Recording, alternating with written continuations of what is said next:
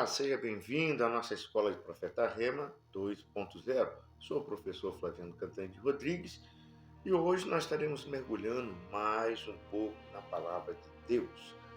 Se você ainda não é inscrito em nosso canal, se inscreva, compartilha, dá o seu like, porque isso também vai estar nos ajudando muito no nosso desempenho, no nosso trabalho. Hoje eu vou estar falando a respeito sobre Samuel, não do nascimento de Samuel. Perguntas que às vezes ficam e às vezes fica também sem resposta. Samuel teve filho? E quem são os filhos de Samuel? E se Samuel teve filho, ele teve neto?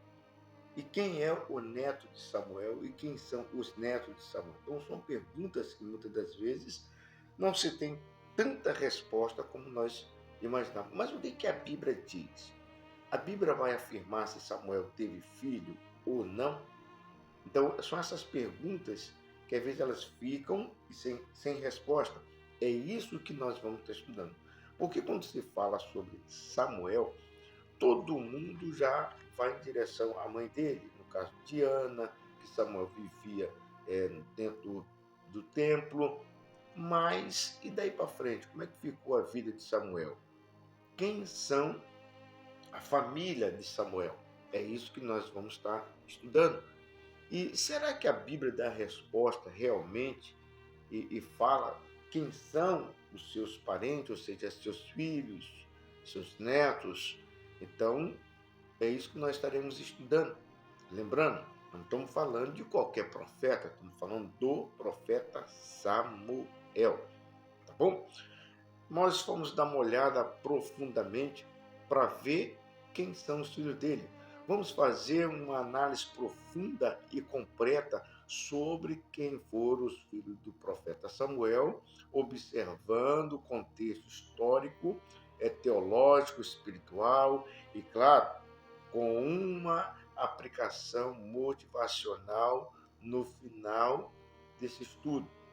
Primeiro, abra sua Bíblia aí, em 1 Samuel, capítulo 8, versículo 1, lembrando que realmente Samuel ele teve filho. E nós vamos estar descobrindo agora quem foi o filho dele.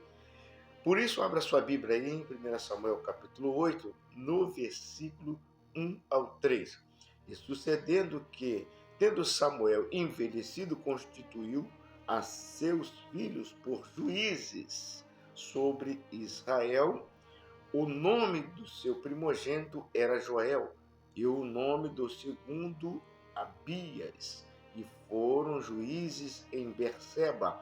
Porém, seus filhos não andaram pelo caminho dele, antes se inclinaram à avareza e aceitaram suborno e perverteram o direito. Então, já descobrimos que Samuel teve filho, mas os seus filhos não andaram pelos seus caminhos.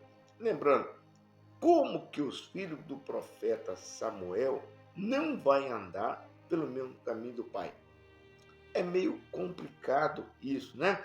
Agora nós vamos descobrir o significado do filho. Lembrando, quando se fala aqui que Samuel ele tem um filho, e esse filho se chama Joel, não é o profeta Joel, tá? Do livro Joel. Esse aqui é Joel, filho do profeta e sacerdote e juiz, é Samuel, filho de Samuel, não é o Joel, filho de Petuniel, tá bom? Vamos dar uma olhadinha direitinho sobre isso aí. Mas primeiro vamos ficar aqui para a gente dar uma observação sobre o significado do filho dele, tá? Ou seja, o nome Joel significa Iavé é Deus, ou o Senhor é Deus. O nome de Joel expressa a profunda fé monoteísta, tipo de uma família dedicada ao serviço divino, mas ironicamente, o caráter de Joel não reflete o significado do próprio nome. Ele tinha o nome santo, mas não tinha um coração santo. Quantas pessoas você encontra no dia de hoje que tem um nome profético, ou seja, um nome bíblico, um nome de profeta, mas o coração não vai ser, ou seja, não vai ter o mesmo caráter daqueles profetas. Ele pode ter carregar um nome de profeta, mas não tem um coração de profeta. Ou seja, não tem um coração santo. Carrega o nome santo, mas não tem um coração santo. Isso aconteceu com um dos filhos de Joel, ou seja, perdão, um dos filhos de Samuel. Lembrando que nós estamos falando do primeiro filho dele, que no caso é o primogênito. Agora vamos dar uma olhadinha no segundo filho dele, que é Abias. O significado do nome Abias, meu pai é Iavé. Olha só que maravilha. Meu pai é Iavé, ou o Senhor é meu pai. O nome revela intimidade e herança espiritual. Porém, Abias também se desviou da integridade do pai. E é um exemplo de alguém que herda o nome de um servo de Deus, mas não o mesmo coração. Observe que os dois filhos, eles têm um nome excelente, um nome que passa da lógica, mas eles não vão corresponder com o nome que ganharam. Um vai ganhar um nome, né, no caso que é Abias, meu pai é Iavé. O segundo vai ganhar um nome que é Iavé é Deus, mas só que eles não correspondem com o nome, tá ok? Ou seja, o nome revela de Abias, vai revelar uma intimidade e uma herança espiritual. Porém, Abias também se desviou da integridade do pai. É o exemplo de alguém que herda o nome de um servo de Deus, mas não o mesmo coração. A função deles, eles eram juízes, tá?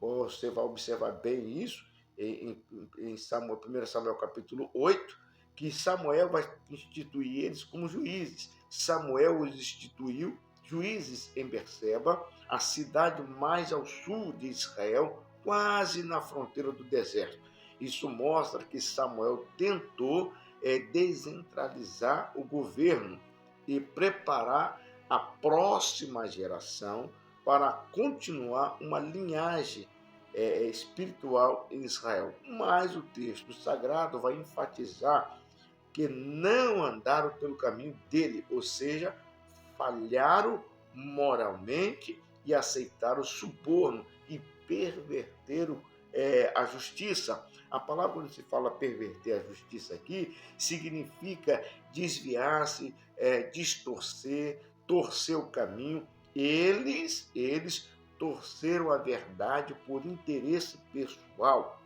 consequência espiritual e política. Por causa da corrupção dos filhos de Samuel, o povo vai exigir um rei.